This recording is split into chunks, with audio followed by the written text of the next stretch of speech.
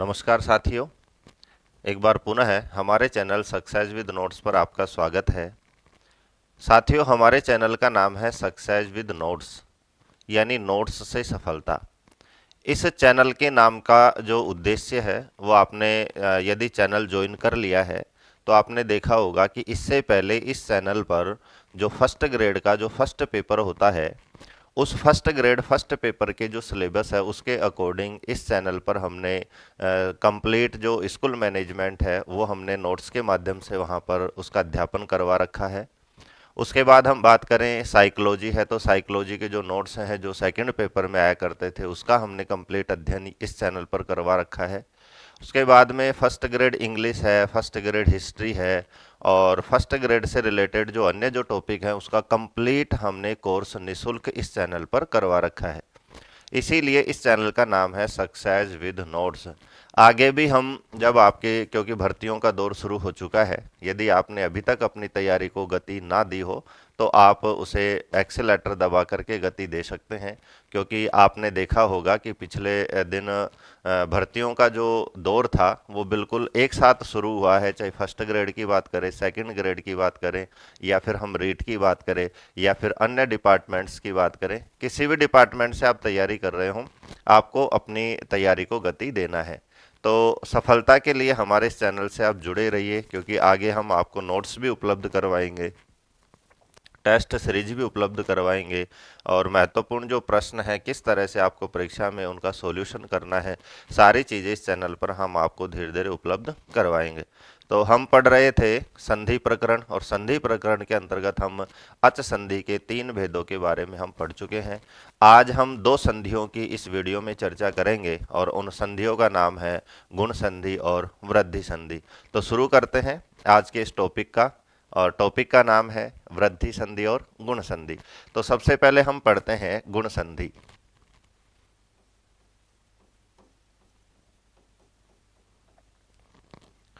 तो साथियों, हमने एक संज्ञा प्रकरण पढ़ा था, उसमें हमने विभिन्न संज्ञाएं पढ़ी थी कि कौन सी संज्ञा होती है, और संज्ञा का वहाँ मैंने आपको सिंपल सा अर्थ बताया था, नाम, कि हम नाम को ही संज्ञा कहते हैं। यानी जिस भी वस्तु को, जिस भी व्यक्ति को, या जिस भी भाव को, या किसी वर्ण समूह को हम कोई निश्चित नाम दे देते हैं उसे ही हम संज्ञा कहते हैं। तो उसी क्रम में चलते हैं, क्योंकि आज की हमारी संधि है गुण संधि।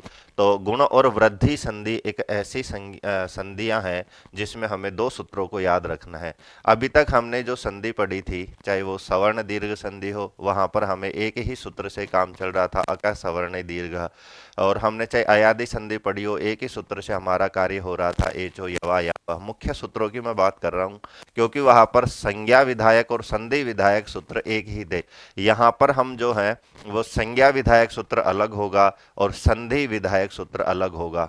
दोनों सूत्रों में आप कंफ्यूज ना हो, इसलिए हम दोनों ही सूत्रों की यहाँ पर आज चर्चा करेंगे। तो गुण संधि का जो पहला जो सूत्र है जिसको हमने संज्ञा विधायक सूत्र कहा था वो है आदेङ गुणः। साथियों, इसमें भी गुण शब्द आया है, और ये मैंने आपको बताया था कि ये संज्ञा विधायक सूत्र है और संज्ञा का मतलब है नाम। तो इसको मैं कोष्टक में लिख भी देता हूँ, क्योंकि आप जब नोट्स बनाएं तो वहाँ पर आपकी कंप्लीट जानकारी आपके संज्ञान में हो। तो इसको कहते हैं संज्ञा विधायक सूत्र। अब इस संज्ञा विधायक सूत्र से क्या तात्पर्य है, तो हम वृत्ति में चलते हैं। तो हम वृत्ति की बात करते हैं, तो इसके नीचे जो वृत्ति आती है, जो अर्थ आता है, वो लिखा हुआ है कि अत एंग। एंग से तात्पर्य प्रत्यार है, बार बार रिपीट नहीं करना है, क्योंकि प्रत्यार इसीलिए हमने पहले पढ़ा है। तो एंग में जो वर्ण आते हैं वो आते हैं ए और ओ। तो एंग प्रत्याहार की यहाँ पर देखो एक मात्रा थी, लेकिन स्वर में जब हम ए को लिखते हैं तो वहां पर कोई मात्रा नहीं लगती है। तो अत एंग च गुण संज्ञम स्यात्, ये इसकी वृत्ति है। अर्थ हम इसका देखते हैं, तो अर्थ निकल कर आता है कि ह्रस्व आकार और ए ओ, इन तीन वर्णों की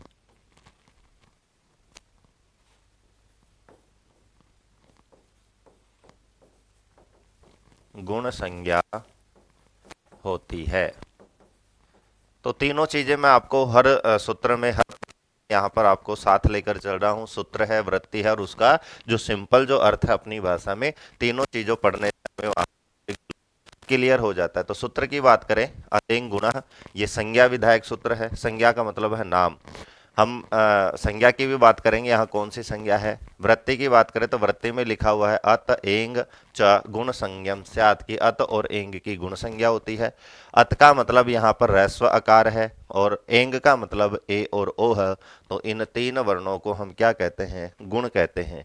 कहने से जो तात्पर्य है कि आगे हम व्याकरण जहां भी हम पढ़ेंगे, और व्याकरण के किसी भी टॉपिक में या किसी भी लाइन में गुण शब्द यदि लिखा हुआ है, क्योंकि हम जब धातु रूप पढ़ेंगे, शब्द रूप आदि पढ़ेंगे, प्रत्यय पढ़ेंगे, कहीं भी आपको गुण शब्द मिलता है, तो जैसे ही गुण शब्द आता है तो आपको वहां पर ध्यान रखना है तो गुण किसका नाम है, क्योंकि संज्ञा को ही हम नाम कहते हैं, नाम को ही हम संज्ञा कहते हैं।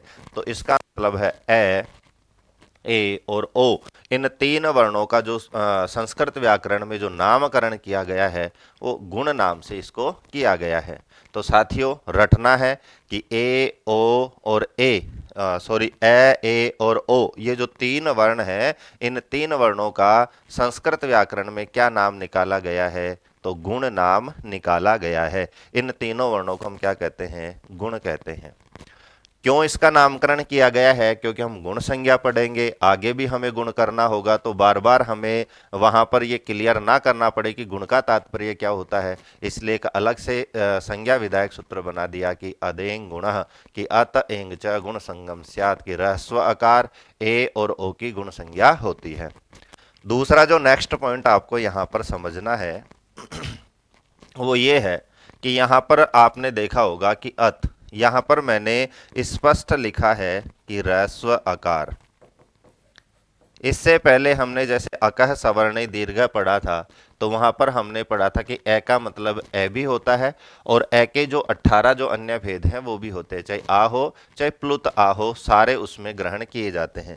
लेकिन यहाँ पर इस सूत्र के अंतर्गत और गुण संज्ञा के अंतर्गत हमें केवल और केवल कौन से आकार का ग्रहण करना है, ह्रस्व आकार का ही यहाँ पर ग्रहण करना है। आ को हमें गुण नहीं मानना है। कहीं आप ये समझें कि आ भी किसका भेद है, ए का ही भेद है, तो वहां पर आ को भी यदि आप गुण करेंगे तो आपका जो प्रश्न है, आप जो चीजें याद कर रहे हैं, पढ़ रहे हैं, वो गलत हो जाएगा।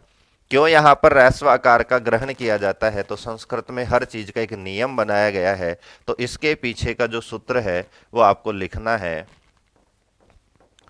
तपरस्तत्कालस्य, एक सूत्र है, ये इस नियम को बताता है। कौन से नियम को, तो सूत्र का हम देखते हैं, तो यहाँ पर पदच्छेद करते हैं। तो तय परह, तो एक पद तो है तय परह और एक पद है तत्कालस्य। तो यहाँ पर दोनों का हम अर्थ देखेंगे, तो यहाँ पर जो अत जो शब्द लिखा हुआ है, इसके पीछे का जो लॉजिक है वो हमें समझ में आ जाएगा कि तय परह के यहाँ पर दो अर्थ होते हैं। ऐसा वर्ण जिसके बाद में तय आ रहा हो,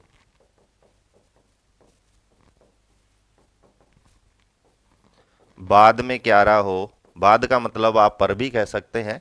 इसीलिए देखो तय परह, तो तय परह यस्मात्, कि ऐसा वर्ण जिसके बाद में क्या रहा हो तय, या फिर तात परह, या यानी जिसके पूर्व में क्या रहा हो, तय आ रहा हो। दोनों ही वर्णों को हम तपर कहते हैं। पर शब्द से हमें समझना है या मुख्य रूप से कि ऐसा कोई वर्ण जिसके बाद में यानी पर में क्या रहा हो तय, उसको हम क्या कहेंगे, तपरः। तो यहाँ पर जो सूत्र में जो पहला पद था वो था तय परः। दूसरा पद है तत्कालस्य, तो काल का मतलब यह उच्चारण काल। तो ऐसा कोई वर्ण जिसके बाद में तय आ रहा हो और उसके उच्चारण काल में जितना समय लग रहा है, उसके उच्चारण काल के समान वर्ण को ही वहां पर ग्रहण किया जाता, उसके भेदों को हमें ग्रहण नहीं करना है। सीधा सा हम दोबारा समझते हैं, तो यहां पर आप देखते हैं अत, यहां पर सूत्र में लिखा हुआ था कि अत एंग, दोनों को हम जब मिलाएं तो अदेंग बना था। यहां पर जस्त्व संधि हुई थी, तय के स्थान पर जब हम व्यंजन संधि पढ़ेंगे तो समझ में आएगा कि तय के स्थान पर द हुआ, द में जब ए मिला तो यहां पर अदेंग बना था।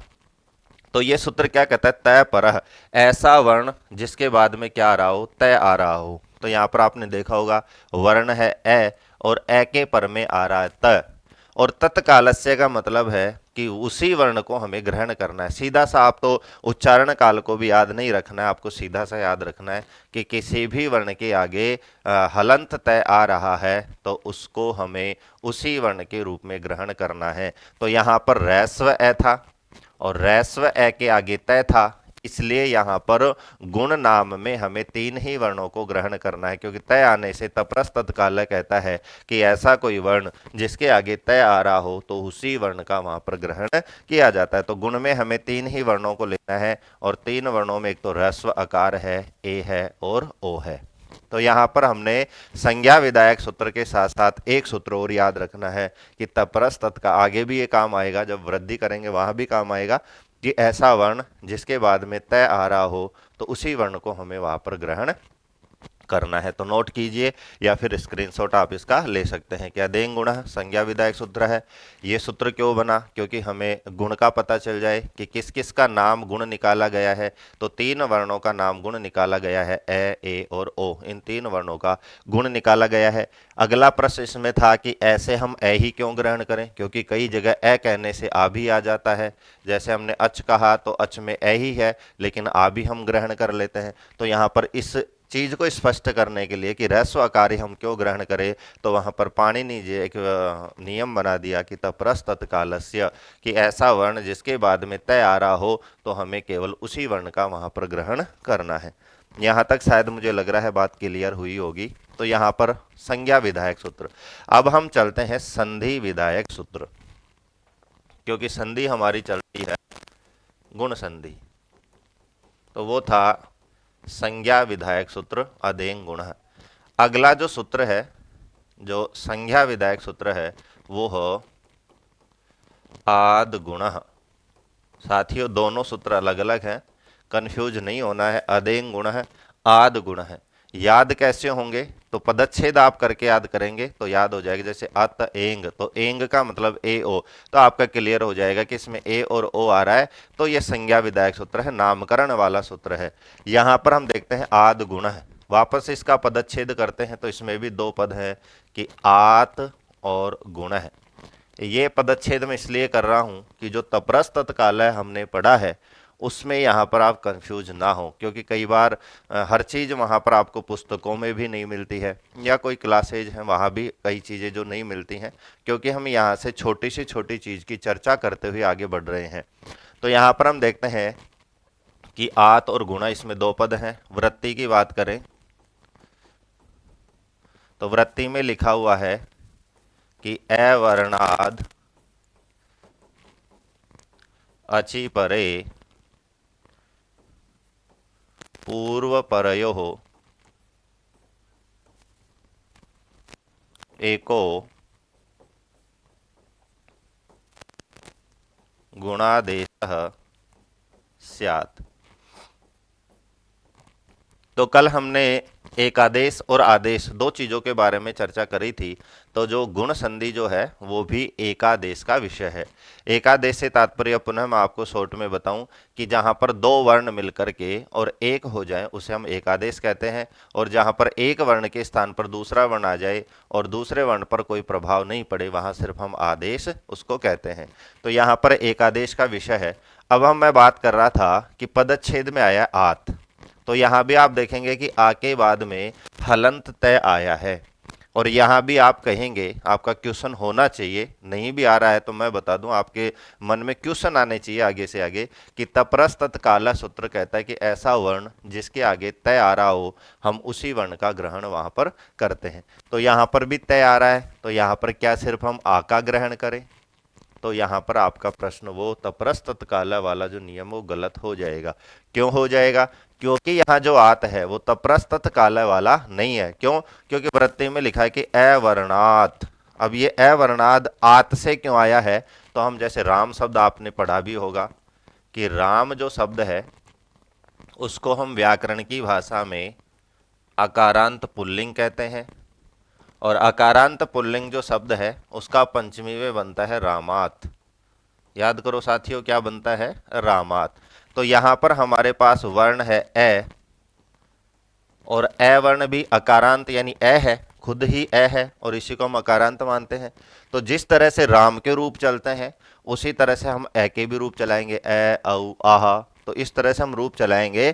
तो पंचमी में जो ए शब्द है उसके जब रूप चलाएंगे तो पंचमी में बनेगा आत। जैसे राम में आत जुड़ा, ऐसे ही ए का जब बनाएंगे तो आत। तो ये जो आत है ये पंचम्यंत पद है, न कि तप्रस तत्काल वाला तय है। तो साथियों, मैं छोटी से छोटी बात को क्लियर करते हुए यहां पर चल रहा हूं। तो आत का मतलब है कि ए वर्णाद, कि ए वर्ण। अब यहां पर ए वर्ण का जो तात्पर्य है वो हमें ए भी लेना है और आ भी लेना है। तो ए के जितने भेद हैं वो सब हमें यहां पर ग्रहण करना है। तो अ वर्णाद यहां पर क्लियर हो गया होगा कि अ वर्ण के बाद में अच्छी यहां पर सप्तमी है।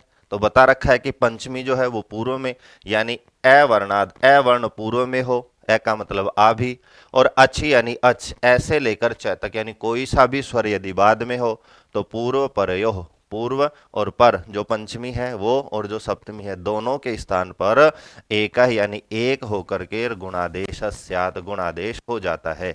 अब यहाँ पर मैं अर्थ भी आपको हिंदी में लिख देता हूं ताकि नोट्स बनाने में दिक्कत ना हो कि ए या आ। तो ए वर्ण का मतलब यहाँ पर दोनों लेना है, क्योंकि तय है वो तप्रस तत्काल वाला नहीं है। तो ए या आ के बाद कोई, ये केवल वृत्ति का अर्थ लिख रहा हूं, इसको हम कंप्लीट अर्थ नहीं समझेंगे, कि कोई स्वर आ रहा हो तो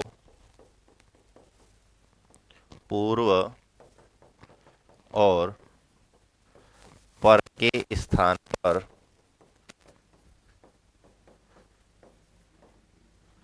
गुण एकादेश हो जाता है। तो ये गुण एकादेश यहाँ पर हमें समझना है। और पहले ही मैं बता चुका हूं कि जो आद गुण है वो संधि विधायक सूत्र है। क्या है? संधि विधायक, और वो था संज्ञा विधायक। तो यहाँ पर आप देखेंगे कि अच्छी शब्द आया है। अब यहाँ पर फिर एक कंफ्यूज हम आ गए कि ए वर्ण के बाद में अच में तो ए भी आता है। तो यहाँ पर हम देखेंगे कि यहाँ पर जो स्वर संधि के जो भेद हैं उनको हम अलग अलग करते जाएंगे कि ए वर्ण के बाद में ए आ जाए तो अलग से एक संधि है सवर्ण दीर्घ संधि। तो यहाँ पर अच में से हम ए को उस संधि में निकाल देते हैं। इसी तरह से आगे हम वृद्धि संधि पढ़ेंगे तो वृद्धि में हम पढ़ेंगे ए ओ ऐ औ। ये जो चार वर्ण है वो किस में चले जाते हैं? वृद्धि में चले जाते हैं। तो फिर स्पष्ट जो अर्थ निकल कर आता है वो हमारे सामने निकल कर आता है गुण संधि का, कि ए, अब हम डायग्राम की बात करते हैं, या आ के बाद में ई या दीर्घ ई हो तो यहाँ पर गुण हो जाता है ए। ए गुण क्यों होता है? तो वही यहाँ पर नियम है कि ए का जब उच्चारण स्थान और ई का उच्चारण स्थान देखेंगे तो ए में वहाँ पर उच्चारण स्थान मिलते हैं। दूसरा है एकादेश हमें करना है। और तीसरी जो बात है वो है कि ए वर्ण के बाद में अच आना चाहिए, तो अच में से हम ए को निकाल देते हैं। ए के बाद में हमारे पास ई उ रिल री ए ओ ऐ औ बचते हैं। तो जो चार वर्ण लास्ट के हैं वो वृद्धि में निकल जाते हैं। तो यहाँ पर अच्छी का मतलब है कि जो बीच के जो चार वर्ण बच जाते हैं उनके स्थान पर हमें गुण करना होता है। तो यहाँ पर फिर देखते हैं कि ए या आ के बाद में या दीर्घ उ हो तो वहां पर गुण हो जाता है ओ। तीसरा हम डायग्राम बात करें तो ए या आ के बाद में री या दीर्घ री हो तो यहाँ पर गुण होता है ए। और ए या आ के बाद में लृ, क्योंकि लृ का दीर्घ है तो वहां पर भी गुण होगा ए। और गुण में हमारे पास वर्ण है तीन, क्योंकि अदेंग गुण कहता है कि ए ओ, इन तीनों वर्णों को गुण कहते हैं। तो ऐसा जो डायग्राम है ये बताता है कि ए कहाँ होगा, या पूर्व में ए या आ हो और पर में ई या दीर्घ ई हो तो ए गुण होगा। ए या आ पूर्व में हो, ऊ या दीर्घ ऊपर में हो तो यहाँ पर ओ गुण होगा। और इसी तरह से ए या आ के बाद में री या दीर्घ री है तो ए गुण होगा। और ए या आ के बाद में री या दीर्घ री होता नहीं है तो यहाँ पर ए गुण होता है। अब एक इसके साथ हमें यहाँ हमें कोई दिक्कत है नहीं, यहाँ पर हमें दिक्कत आती है कि हमने संज्ञा प्रकरण में भी पढ़ा था, एक सूत्र है उरण रपरह। तो जहां भी जो प्रसंग आता है उसको उस प्रसंग के साथ हमें विशेष शब्द लिख के नोट करना है, विशेष। तो यहाँ पर जब आप इस डायग्राम को बनाए तो वहां पर विशेष शब्द से लिखे सूत्र है। पहले भी हमने इस सूत्र के बारे में चर्चा करी थी, उरण रपरह। ऐसे ही तपरह पढ़ा और रपरह। तो तपरह का अर्थ क्या पढ़ा था कि ऐसा वर्ण जिसके बाद में क्या हो, तय हो, उसको तपर कहते हैं। और ऐसा वर्ण जिसके बाद में र हो उसे रपर कहते हैं। तो यहां पर हम देखते हैं उहु, अण, ये पदच्छेद करते हैं, सूत्र के टुकड़े करते हैं, अलग अलग पदों को निकालते हैं। तो ऊ शब्द है, अण है और रै परह, तीन पद है। ऊ का मतलब है कि री और ल्री के प्रसंग में जो क्या हो, अण, ए ई उ, ये तीन वर्ण अण में आते हैं। अण भी एक प्रत्याहार है। तो तीन वर्ण यदि इस प्रसंग में आए तो उनके बाद में रै पर यानी रै प्रत्याहार। यहाँ पर रै का मतलब केवल रै वर्ण नहीं ग्रहण करना, यहाँ पर जो रै है वो प्रत्याहार का सूचक है। तो रै प्रत्याहार परह यानी पर में आता है। तो याद कीजिए, प्रत्याहार जब हमने पढ़ा था तो एक रै प्रत्याहार है। रै प्रत्याहार के अंतर्गत कितने वर्ण आते हैं? जैसे अण प्रत्याहार के अंतर्गत 3 वर्ण आते हैं, अच प्रत्याहार के अंतर्गत 9 वर्ण आते हैं, हल प्रत्याहार के अंतर्गत 33 वर्ण आते हैं। इसी तरह से रै प्रत्याहार पुनः पुनः याद करोगे तो 2 वर्ण आते हैं, एक तो रै आता है और एक लय। ये जो 2 वर्ण हैं ये रै प्रत्याहार में आते हैं, क्योंकि लन जो सूत्र है, जो प्रत्याहार सूत्र है, महेश्वर सूत्र, उसमें हम रै प्रत्याहार करते हैं कि लण मध्य तो इस संज्ञक, लण में जो ए है वो इत संज्ञक वर्ण है। तो इस तरह से रै प्रत्याहार जब बनता है तो रै प्रत्याहार में 2 वर्ण आते हैं, एक तो रै और एक लय। तो यहां पर हम देखते हैं कि रै और लय से यहां पर तात्पर्य है कि री और ल्री कहीं भी प्रसंग में इनके स्थान पर हम यदि अण कर रहे हैं, ए ई उ हो रहा है, तो इनके साथ में रै यानी रै और लय भी साथ में आता है। तो अब इसको हम इससे कनेक्ट करते हैं कि ए या आ के बाद में यदि ल्री आ रहा है तो हम गुण तो होगा ए, लेकिन यहां पर लिखा है जो अण होगा, अण में ए भी है, तो इसके साथ साथ रै पर यानी रै प्रत्याहार साथ चलता है। तो यहां पर हम देखते हैं कि ल्री का जो समानार्थी है वो लय है, तो यहां पर हमारा गुण होगा अल।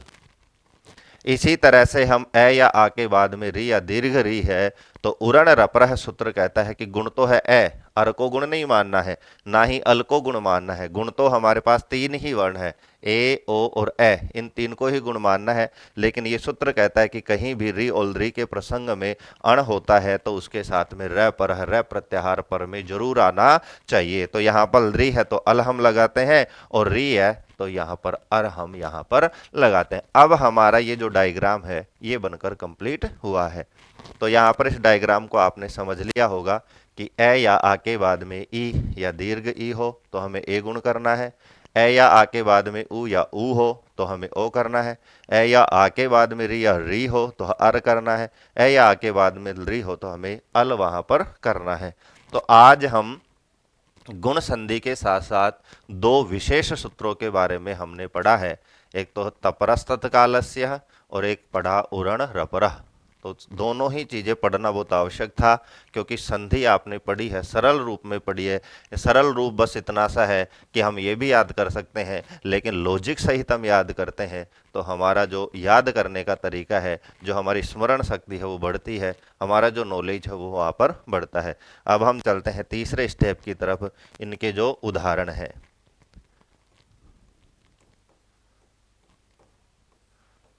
तो उदाहरण हम देखते हैं, जैसे गण, धन, ईशः। तो यहाँ पर आप देखते हैं गण में अह, ईशा में ई है, तो अ और ई एकादेश वहाँ पर कहा था, एकादेश होता है ए। जब ए और ई को जब हम डायग्राम में देखते हैं तो वहाँ पर आता है ए, और इनको जब हम मिलाते हैं तो हमारे सामने रूप आता है गणेशः। ऐसे ही हम देखते हैं रमा, धन, ईशः, तो हमारे सामने रूप आता है रमेशः।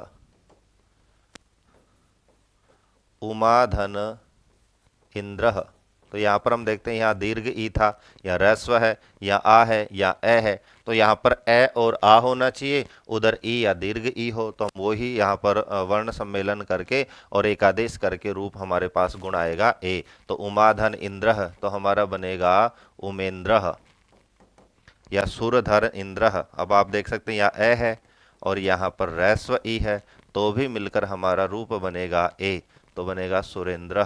तो बहुत सारे रूप हैं, गजेंद्र है, सुरेंद्र है। तो ये हमारे आ, ए और ई के यहाँ पर उदाहरण थे।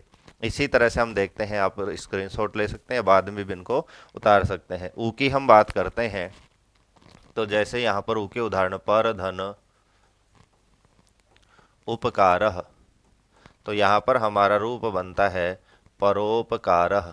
तो यहाँ पर आप देखते हैं कि इधर ए ह्रस्व ए और इधर ह्रस्व उ, दोनों को जब एक आदेश करते हैं तो हमारे पास जो तीन गुण शब्द हैं तो उनमें से एक गुण है ओ, तो यहाँ पर ओ वहाँ पर हो जाता है। इसी तरह से हम देखते हैं कि गंगाधन उदकम, गंगाधन उदकम, तो यहाँ पर आप देख सकते हैं दीर्घ ए है और इधर ह्रस्व उ है, दोनों को जब मिलाते हैं तो भी हमारे पास गुण निकल कर आता है ओ, और हमारा रूप बनता है गंगोदकम। इसी तरह से हम देखते हैं सूर्य धन उदय, तो इधर ए है, इधर उ है, पर में उ है, पूर्व में ए है, तो एक आदेश हम करेंगे तो एक आदेश होगा ओ, और हमारा रूप बनेगा सूर्योदय। इसी तरह से अन्य उदाहरण भी हम देख सकते हैं, परोपकार है, गंगाधन उदकम है, यमुनोदकम, यहाँ पर आ था, इसी तरह से नदी का नाम है यमुना और उदक का मतलब होता है जल, तो यमुना नदी का जल, तो यहाँ पर बनेगा यमुनोदकम। इसी तरह से हम देखते हैं शिक्षक धन उपदेशः, तो यहाँ पर हम देखते हैं तो यहाँ पर रूप बनेगा शिक्षकोपदेशः। तो इस तरह से ये ऊ के उदाहरण थे। तो जिस तरह से हम ए या आ के बाद में ई या ह्रस्व ई है तो ए गुण करते हैं, उसी तरह से ए या आ के बाद में ह्रस्व या दीर्घ ऊ हो तो हम ओ गुण करते हैं। आगे हम बढ़ते हैं उदाहरणों की तरफ। तो इस तरह देखते हैं हम कि जैसे कृष्ण धन रिद्धि, तो कृष्ण धन रिद्धि, तो यहाँ पर ए है और इधर हमारा ह्रस्व री है, दोनों को जब हम मिलाते हैं तो गुण होता है ए, और उरण रप्रह सूत्र से रै पर में आता है। तो जब इनका वर्ण सम्मेलन करेंगे तो यहाँ पर न में से ए जब हम बाहर निकालते हैं तो वापस ये ए इसमें मिलता है, और रै के बाद में कोई व्यंजन है नहीं, तो इसलिए क्योंकि एक आदेश हुआ है तो इसके स्थान पर तो एक आदेश हो गया, तो ये जो रै है वो आधा होने के कारण ऊपर चला जाता है, तो हमारा जो रूप बनता है वो बनता है कृष्णरधि। इसी तरह से हम रूप बनाते हैं महाधन ऋषि, महाधन ऋषि, तो यहाँ भी आप देख सकते हैं इधर आ है और इधर री है, एकादेश करते हैं तो ए गुण होता है, रै पर में साथ आता है और रूप बनाते हैं तो रूप बनता है महर्षि। तो इस तरह से ये री के उदाहरण थे। इसी तरह हम देखते हैं कि ली का जो उदाहरण है वो है तव धन ली। तो गुण की हम बात करें तो इधर ए है और इधर री है, एकादेश हम करते हैं तो एकादेश में हमारा जो गुण आता है वो आता है ए, क्योंकि ए ही गुण है, ए ओ और ए तीन ही गुण है। लेकिन उरण रप्रह सूत्र कहता है कि रै प्रत्याहार के जो दो वर्ण है रै और ल, ये इनके प्रसंग में आए तो ये पर में होते हैं, जब हम इनको मिलाते हैं तो ये और ये मिलकर एकादेश हो गया था, तो आधा जो ल है वो कै पर चला जाएगा और इस वह में ए मिल जाएगा, तो रूप बनेगा तवलकार। तो इस तरह से ये गुण संधि के उदाहरण थे। तो वापस मैं रिवीजन करता हूँ 20 सेकंड में कि जो संज्ञा विधायक सूत्र है वो है अदेंग गुणः कि अत एंग गुण संज्ञम स्यात्। उसके साथ हमें अत में जो प्रश्न आता है कि तैसे यहाँ पर क्या तात्पर्य है, तप्रस तत्काल सूत्र कहता है कि कोई वर्ण उसके बाद में यदि तय हो तो हमें उसी वर्ण का वहाँ पर ग्रहण करना है। फिर हम देखते हैं संधि विधायक सूत्र था आद गुणः कि अवर्णाद अचि परे पूर्व परयो एको गुणादेश स्यात्। तो इस तरह से हम देखते हैं कि गुणादेश होता है कि ए या आ के बाद में ई या दीर्घ ई हो, ए या आ के बाद में उ या दीर्घ उ हो, ए या आ के बाद में री या ल्री हो, तो भी हम गुण एकादेश वहां पर करते हैं। उसके बाद में हमारा अगला जो क्वेश्चन था वो था उरण रपरह कि री और ल्री के प्रसंग में र प्रत्याहार के जो दो वर्ण है ल और र वो पर में साथ चलते हैं। उदाहरण पड़ा कृष्णर्धि और तवलकार महर्षि। दूसरी जो आज की संधि थी वो थी हमारी वृद्धि संधि। तो नेक्स्ट संधि है साथियों वृद्धि संधि। तो आज ने शुरू में ही हमने आज आपको बताया था कि आज के इस वीडियो में हम दो संधि पढ़ेंगे। साथियों हम बात करें तो एक संधि भी पर्याप्त थी, लेकिन मैंने आपको शुरू में ही बताया था कि परीक्षाओं का दौर अब शुरू होने वाला है, विज्ञप्ति आपकी आ चुकी है, तो हम भी इसको गति देते हैं कि आज एक संधि पढ़ते कल एक संधि पढ़ते, तो आज हम एक ही वीडियो में दोनों संधियों को यहाँ पर पढ़ रहे हैं। तो वृद्धि संधि उसी तरह से जैसे गुण संधि हमने पढ़ी थी, तो पहले हम संज्ञा विधायक सूत्र पढ़ते हैं। तो हमारा है वृद्धि रादैच। सूत्र की बात करें तो ये संज्ञा विधायक सूत्र। संज्ञा मतलब नाम। तो जिस तरह से हमने तीन वर्णों का नाम गुण निकाला था, कौन कौन से वर्ण ए और ओ, उसी तरह से यहाँ भी कुछ वर्ण हैं जिनका नाम पहले हम वृद्धि निकालेंगे कि कौन कौन से ऐसे वर्ण हैं संस्कृत वर्णमाला में जिनका नाम वृद्धि निकाला गया है। तो ये सूत्र हमें बताता है कि कौन कौन से सूत्र हैं जिनका नाम वृद्धि निकाला गया है। तो पदच्छेद करते हैं। तो पहला जो पद है सूत्र में वह वृद्धि ही, दूसरा जो पद है वो है आत, और तीसरा है ऐच। तो ये तीन पद है वृद्धि आत ऐच। विसर्ग के स्थान पर रह हुआ था, रह में आ मिला रा बन गया, तय में जस्व संधि द हुआ, द में ऐ मिला तो आदैच बन गया। तो इस तरह से ये पदच्छेद है वृद्धि आत ऐच। वृत्ति की बात करें, वृत्ति अर्थात अर्थ, तो यहां पर निकल कर आता है कि आत ऐच च वृद्धि संज्ञ स्यात्। तो ये इसका वृत्ति है। वापस हम देखते हैं कि वृत्ति से अर्थ निकल कर आता है कि आत। अब यहां पर हम देखते हैं वही तप्रस्त काल यहां हमारा कार्य करेगा कि आत का जो अर्थ है वो सिर्फ हमें यहां पर आ को ग्रहण करना है कि आ, क्योंकि आ क्यों ग्रहण करेंगे तो यहां पर तय बाद में है, और तप्रस्त काल सूत्र कहता है कि यदि किसी वर्ण के बाद में तय आ जाता है तो वहां पर हमें उस पूर्व वर्ण को ही, उस उच्चारण काल के समान वर्ण को ही वहां पर ग्रहण करना है। तो अर्थ में निकल कर आता है कि आ। अब पुनः मैं विस्तार से चर्चा उरण रप पर नहीं करूंगा, तो सीधा अर्थ है कि आ, और ऐच का मतलब है एक तो आई और एक होता है औ, वर्णों की कौन सी संज्ञा वृद्धि संज्ञा होती है। तो साथियों नोट कीजिए कि जिस तरह से ए और ओ की गुण संज्ञा होती थी, गुण नाम था, उसी तरह से संस्कृत व्याकरण में कहीं भी वृद्धि शब्द लिखा हुआ आ जाएगा तो वहां पर उस वृद्धि का मतलब हमें आ, आई और औ इन तीन वर्णों को वहां पर मानना है। दूसरी बात, उरण रप्रय भी यहां पर काम करेगा, और उरण रप्रय भी कैसे काम करेगा वो हम आगे चर्चा करेंगे। सिर्फ यहाँ पर इस सूत्र के अंतर्गत जो चीजें थी वो थी सूत्र वृद्धि रादैच।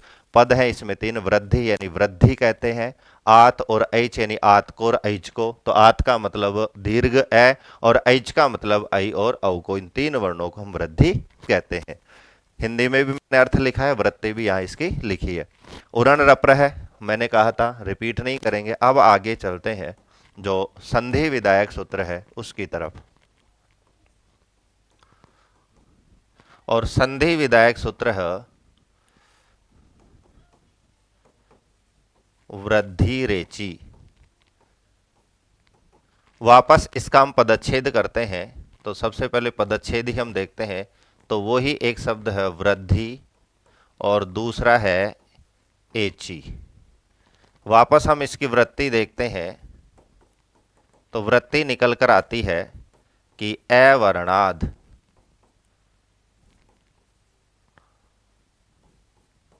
एची परे, अवर्णाद एची परे वृद्धि रेकादेश स्यात्।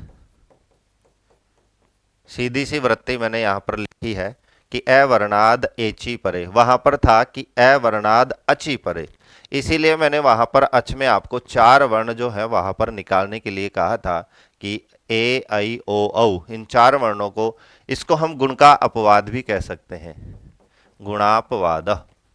गुण का अपवाद क्यों कहते हैं? क्योंकि गुण में कहा था कि अ वर्ण के बाद में अच आ जाए, और एच प्रत्याहार के अंतर्गत जो वर्ण आते हैं वो भी अच प्रत्याहार के अंतर्गत आते हैं, स्वर है, तो इसको बांध करके ये सूत्र वहां पर काम करता है।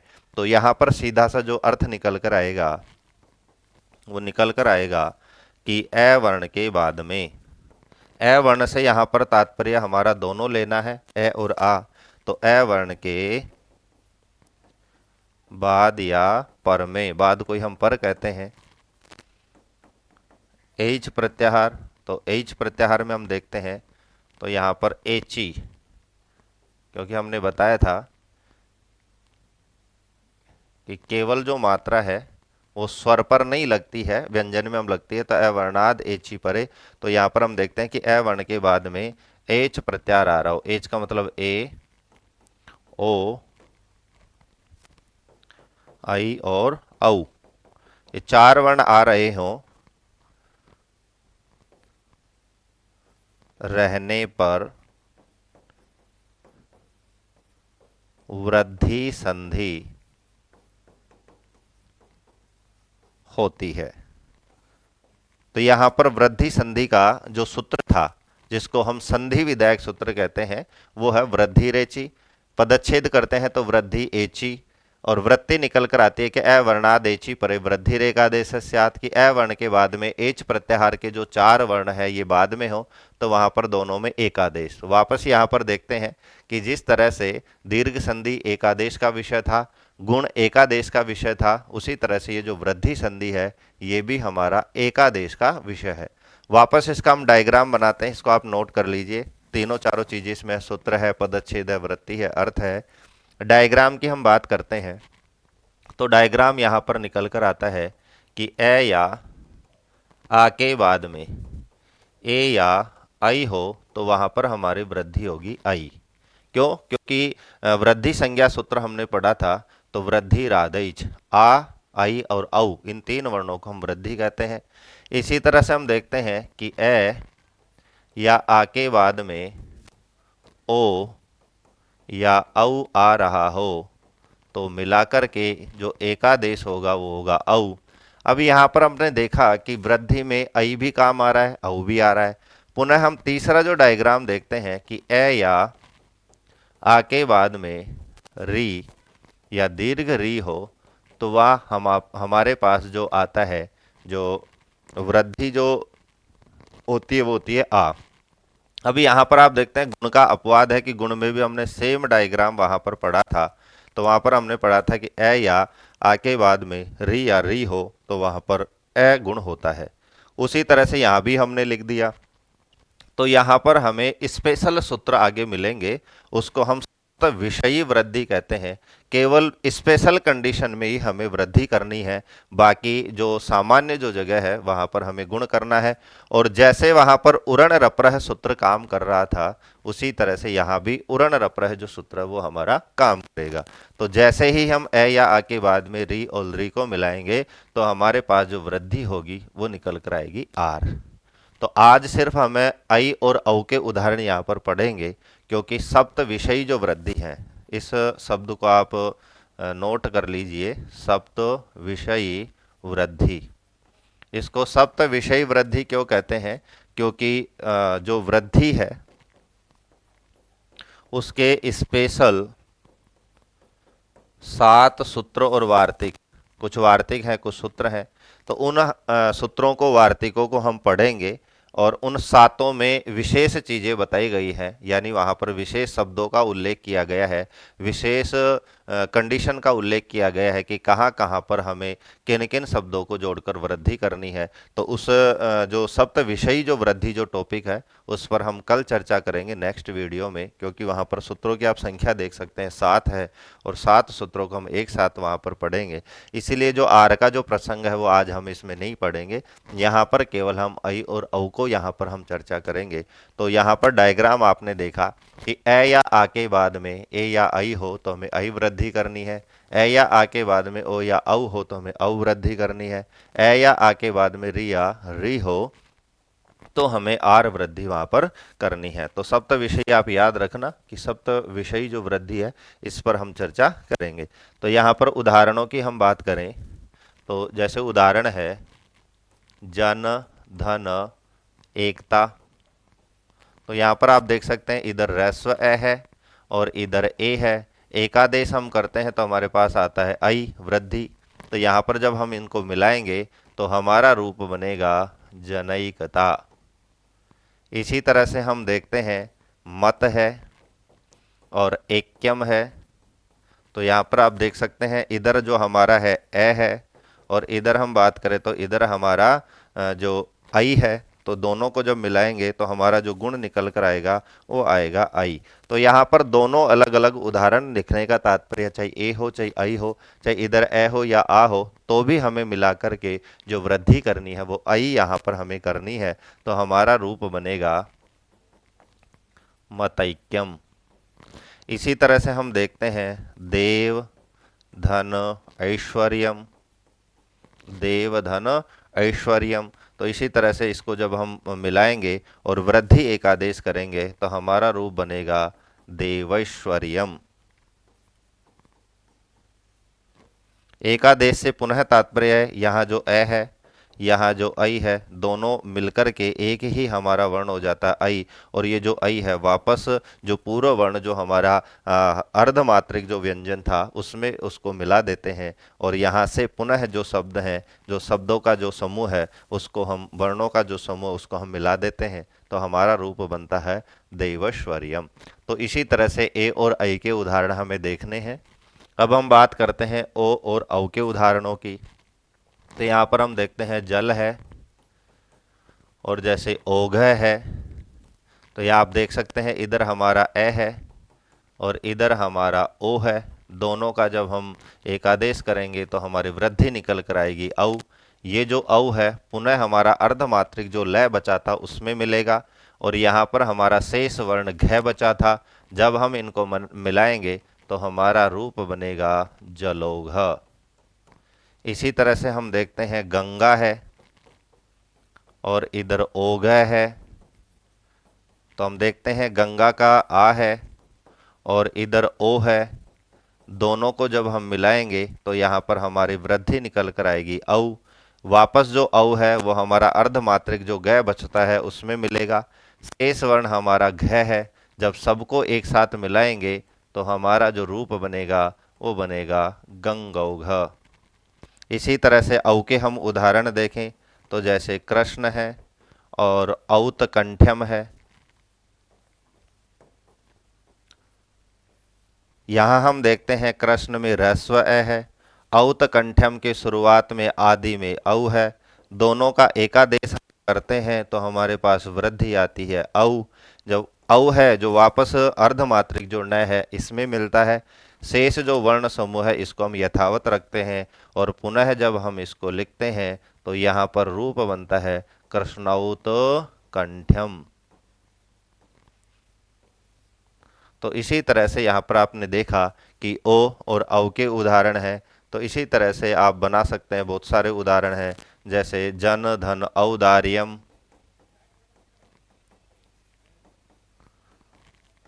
तो यहाँ बनेगा जनौदार्यम। तो साथियों उदाहरण यहाँ पर मैटर नहीं करते हैं, यहाँ पर मैटर करता है नियम। नियम का मतलब है कि आपको पूर्व वर्णों का ध्यान रखना है और पर वर्णों का ध्यान रखना है और नियमों का ध्यान रखना है। जब स्वर संधि हमारी पूरी हो जाएगी तो इसका जो सार रूप है वो मैं आपको एक ही वीडियो में वहाँ पर बताऊंगा, और उस सार वीडियो को भी आपने देख लिया तो सारी संधि उस सार वीडियो में शामिल हो जाएंगी, क्योंकि उस सारे वीडियो में हम पढ़ेंगे कि कौन सा वर्ण है और पर में कौन सा स्वर आ रहा है तो कौन सी संधि होती है, वहाँ पर उस सार वीडियो में हम पढ़ने वाले हैं। तो इस तरह से अच संधि इसका नाम क्यों है, क्योंकि यहाँ जो विकार हो रहा है वो अच के स्थान पर हो रहा है, और विकार जिस वर्ण के स्थान पर होता है उसे उसी संधि के नाम से जानते हैं। तो विकार अच के स्थान पर स्वर के स्थान पर हुआ, इसलिए संधि का नाम स्वर और अच संधि। और स्वर संधि का भेद इसमें दीर्घ संधि और यण संधि, ये नाम क्यों निकाला है, तो जैसे आज का जो प्रसंग था वृद्धि संधि, तो इस संधि का वृद्धि क्यों निकाला, क्योंकि जब ए और औ के स्थान पर जब औ जो हो रहा है इसको हमने एक नाम दिया है संस्कृत व्याकरण में वृद्धि, तो यहाँ पर एकादेश वृद्धि हो रहा है इसलिए संधि का नाम वृद्धि। गुण में जो एकादेश हो रहा था गुण हो रहा था इसलिए गुण संधि। एक के स्थान पर जो वर्ण हो रहे थे वो यण प्रत्याहार थे इसलिए यण संधि। और दीर्घ जो संधि थी उसमें अक जो प्रत्याहार में आने वाले जो वर्ण थे वो वापस में मिलकर के सवर्ण जो थे वो एकादेश हो रहा था इसलिए एकादेश संधि। तो यहाँ पर आप देखें कि संधि का जो नामकरण है इसके पीछे का जो लॉजिक है वो भी सिंपल है। तो आज के इस वीडियो में हमने दो संधियों पर चर्चा करी है। इसी तरह से आगे हम वीडियो की जो सामग्री है, जो पाठ्य वस्तु बढ़ाते चलेंगे ताकि आपका कम समय में और परीक्षा से पूर्व ही आपका जो सिलेबस है वो कंप्लीट हो सके। तो आज के वीडियो के लिए इतना ही। मिलते हैं एक नए वीडियो में और नए विषय के साथ, तब तक के लिए धन्यवाद।